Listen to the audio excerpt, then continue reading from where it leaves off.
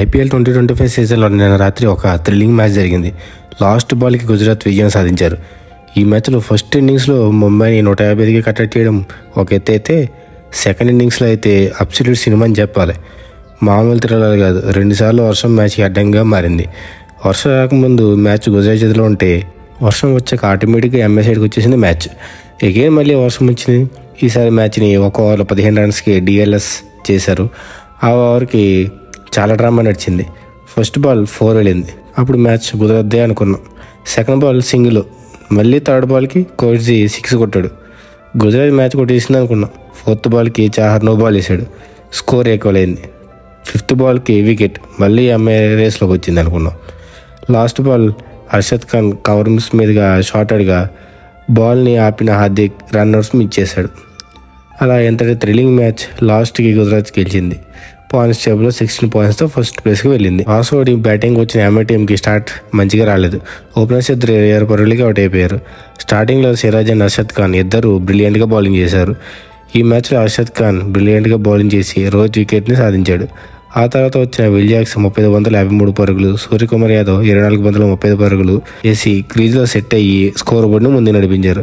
అయితే వీరిద్దరి మధ్య 71 పరుగుల పార్ట్నర్షిప్ వచ్చాక సూర్య అవుట్ అయిపోయాడు. సాయి కిషోర్ బ్రిలియంట్గా బౌలింగ్ చేసి వికెట్ దక్కించున్నాడు.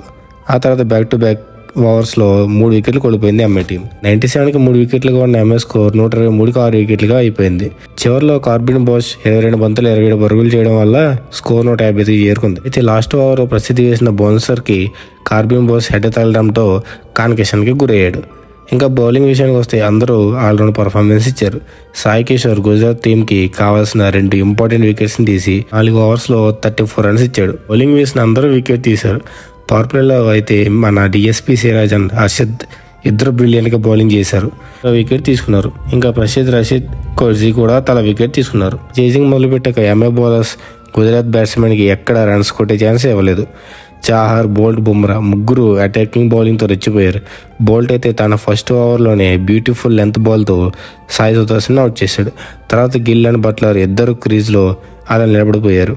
ఎంతలంటే మేము బాల్స్ని తినేస్తాం కానీ మీకు వికెట్లు మాత్రం ఇవ్వం అనేలా క్రీజ్లో సెట్ అయిపోయారు. బట్లరైనా పర్లేదు, 27 బంతులు 30 పరుగులు చేసి 110 అబోవ్ స్ట్రైక్ రేట్ మెయింటైన్ చేశాడు.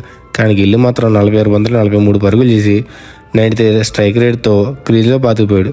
అఫ్కోర్స్ ఆ ఇన్నింగ్స్ వల్ల తనకి man of the match award కూడా వచ్చిందనుకోండి. అయితే 7 ఓవర్ల వరకు గుజరాత్ స్కోర్ 40 పరుగులు మాత్రమే ఉంది. కానీ 8th ఓవర్ వేసిన హార్దిక్ వల్ల స్కోర్ 58 చేరుకుంది. అంటే ఆ ఓవర్లో హార్దిక్ 3 వైడ్లు 2 నోబాల్స్తో 18 రన్స్ సమర్పించుకున్నాడు. మళ్ళీ ఎంఏ బౌలర్స్ కష్టపడి ఇన్నింగ్స్ని చక్కదిద్దారు.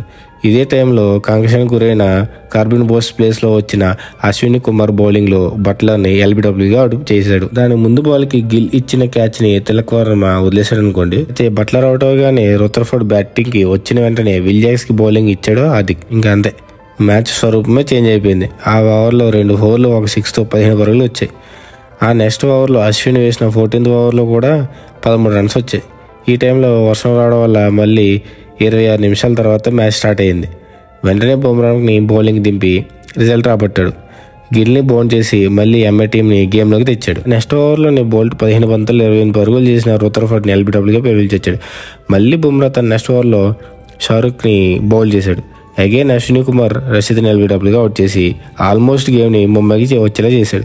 కానీ మళ్ళీ వర్షం రావడం, లాస్ట్ ఓవర్లో 15 రన్స్ డిఎల్ఎస్ ఇవ్వడం, జిఎస్టీ లాస్ట్ బాల్కి విన్నాడు, అంతా జరిగిపోయింది.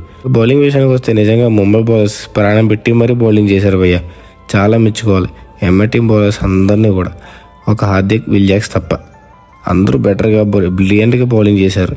ముఖ్యంగా ద మ్యాన్ బుమ్రా అయితే నెక్స్ట్ లెవెల్. 4 ఓవర్స్లో 90 రన్స్ మాత్రం ఇచ్చి 2 వికెట్స్ తీసుకున్నాడు. కాంకేషన్గా వచ్చిన అశ్విని కుమార్ కూడా 4 ఓవర్స్లో 28 రన్స్ ఇచ్చి 2 వికెట్స్ తీసుకున్నాడు. బౌల్ట్ కూడా 2 వికెట్స్ తీసుకుని 22 రన్స్ ఇచ్చాడు. చాహర్ 1 వికెట్ తీసుకున్నాడు. పాయింట్స్ టేబుల్ విషయానికి వస్తే 16 పాయింట్స్తో గుజరాత్ మళ్ళీ టేబుల్ టాప్కి వెళ్ళింది. ముంబై టీం 14 పాయింట్స్తో 4th ప్లేస్లో ఉంది. ఇంకా ఆరెంజ్ క్యాప్ విషయానికి వస్తే మళ్ళీ కై 510 రన్స్తో టాప్లోకి వచ్చాడు. ఇక్కడ ఇంకో విషయం ఏంటంటే ముగ్గురు గుజరాత్ బ్యాట్స్మెన్ 500+ రన్స్తో టాప్ 5లో ఉన్నారు.